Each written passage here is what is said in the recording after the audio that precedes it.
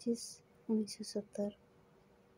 ହେ ପ୍ରଭୁ, ନିଦାରୁଣ ଏକ ଦୁଃଖର ମୁହୂର୍ତ୍ତରେ ଯେତେବେଳେ ମୁଁ ମୋର ଅକପଟ ଶ୍ରଦ୍ଧା ନେଇ ତୋତେ ପ୍ରାର୍ଥନା କରି କହିଲି, ତୋର ଇଚ୍ଛା ପୂର୍ଣ୍ଣ ହେଉ, ତୁ ତୋର ମହିମମୟ ରୂପରେ ଆବିର୍ଭୂତ ହେଲୁ। ତୋ ପାଦ ତଳେ ମୁଁ ପ୍ରଣିପାତ କଲି, ତୋ ବକ୍ଷରେ ଆଶ୍ରୟ ପାଇଲି। ତୁ ହିଁ ମୋ ସତ୍ତାକୁ ତୋ ଦିବ୍ୟାଲୋକରେ ପୂର୍ଣ୍ଣ କରିଦେଲୁ, ତୋର ପରମାନନ୍ଦରେ ପରିପ୍ଲାବିତ କରିଦେଲୁ।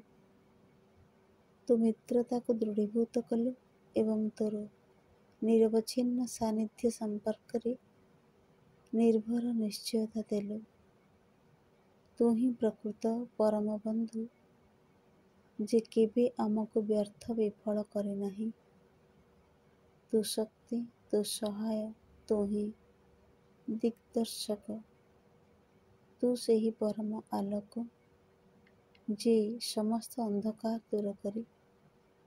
ତୁ ବିଜୟୀ, ତୋ କଲ୍ୟାଣରେ ବିଜୟ ସୁନିଶ୍ଚିତ।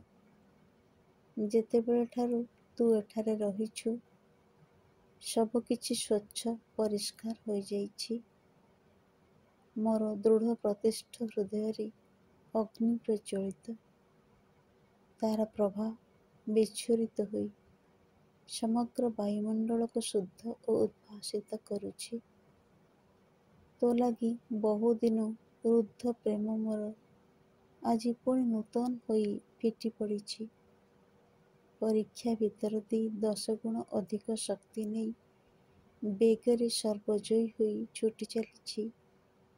ନିର୍ଜନ ବାସରେ ସେ ସଂଗ୍ରହ କରିଛି ଶକ୍ତି, ସତ୍ତାର ବାହ୍ୟସ୍ତର ଭେଦ କରିବାର ସାମର୍ଥ୍ୟ, ଯଦ୍ୱାରା ସେ ସମଗ୍ର ଚେତନା ଉପରେ ଆଧିପତ୍ୟ ସ୍ଥାପନ କରିବ।